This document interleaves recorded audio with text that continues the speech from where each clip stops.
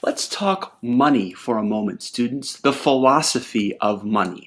I'm a worker during the Industrial Revolution. This is my paycheck. Should I get to keep all of it? Or should I give a part of it to a neighbor who is in need? This is a simple way of thinking about capitalism, communism, and socialism. And in Unit 6, Lesson 4, we're going to be talking about these economic theories. We're going to be talking about Adam Smith and how he thinks up capitalism. And we're going to be talking about Karl Marx, who also thinks up an economic theory, but he devises communism. The guiding question for today is, how did the Industrial Revolution create differing economic theories? Capitalism and market competition fueled the Industrial Revolution. What is market competition? Well, here you have 3 different fast food restaurants. They are a part of the same market. They sell fast food. They are all competing for profits. They're competing for fast food dollars. And this is at the heart of what capitalism is, competing for profits. Let's define this phrase further. Capitalism is an economic system in which the means of production of goods and services are privately owned and operated for a profit. The United States government does not own McDonald's, Burger King, or Wendy's. They are privately owned, and they make decisions that are private. The government does not have to sign off or approve the decisions made. Beyond taxes and laws, the government does not control how the business is operated or how the income is used. Who created the theory of capitalism? Adam Smith, who has the nickname the father of capitalism. He was born in 1723 in the European country of Scotland. He wrote a book called The Wealth of Nations in 1776, which was really the foundation of economic theory. And in his Wealth of Nations, Adam Smith first talks about a division of labor that focuses the worker on one specific job. If you're a worker at McDonald's, you might only be the cashier, or you might only put the sandwiches together.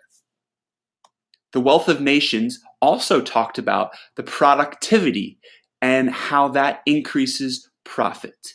If you give a worker a specific job, that will increase productivity, and that will increase the amount of money that you make as a company. And lastly, Adam Smith's Wealth of Nations talked about the free market. The free market is an economy that runs without government interference, and businesses are rewarded for good products and good prices by an invisible hand. People will go toward the good product and prices. And those who don't have good products and prices will fail. That's capitalism. What are the pros and cons of capitalism? What's good about capitalism is that it created a rise in standard of living for many citizens, not all. It provided growth for the middle class, the center social class. And capitalism also rewards entrepreneurs. These are people who risk their wealth to create a business which leads to more jobs. Speaking of jobs, Steve Jobs, the former CEO of Apple, he's an example of an entrepreneur, a businessman who takes a risk. What's bad about capitalism? Well, capitalism can create an unequal distribution of wealth, guaranteeing a rich-poor divide. Some people will have a lot, some people will have a little, and that creates conflict, tension, maybe even war at its most extreme. Dissatisfaction with poor working conditions and the unequal distribution of wealth in society leads to this idea of communism. The workers in the Industrial Revolution are not happy. They work long hours for little pay. Meanwhile, the mining CEO makes all of the money and sets all of the rules. That is unfair. So communism develops. What is communism? It's an economic system in which private property and social classes don't exist, and the government owns all things necessary to make and transport products. And this is the symbol of communism. Here is the hammer, and this tool is called a sickle.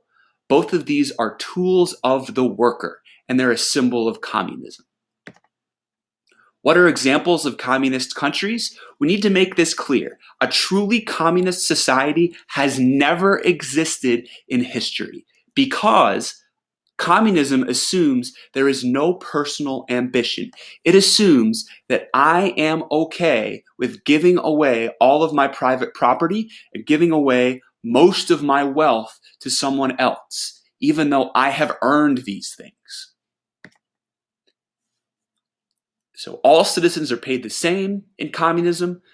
All citizens own equal amounts of land, equal-sized houses, and there's no need to fight. There's no need to even have money in the first place. That's why a truly communist society is unrealistic.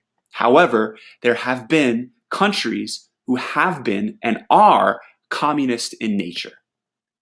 China, Cuba, Vietnam, and Russia, when it was the Soviet Union, had some communist ideas in its government and economy.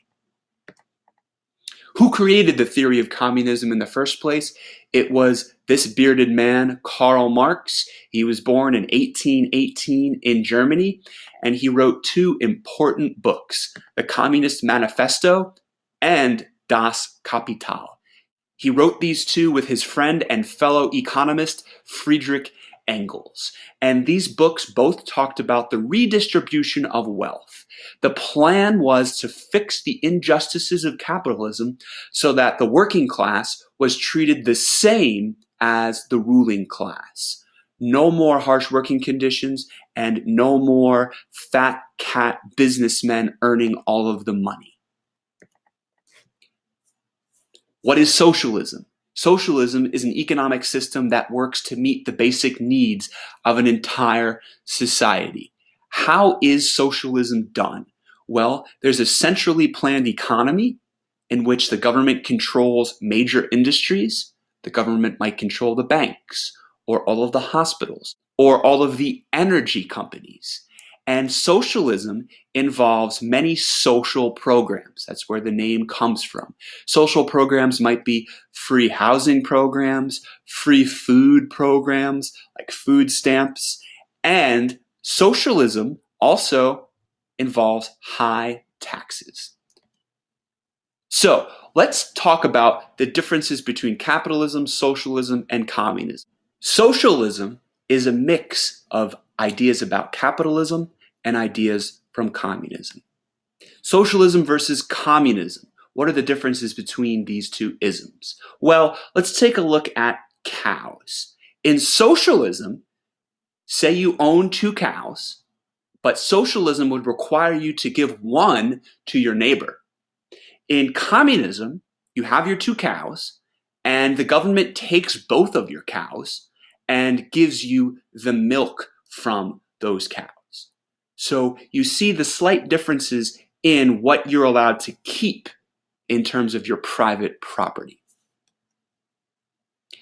That is it, ladies and gentlemen. Before you go, please answer those summary questions.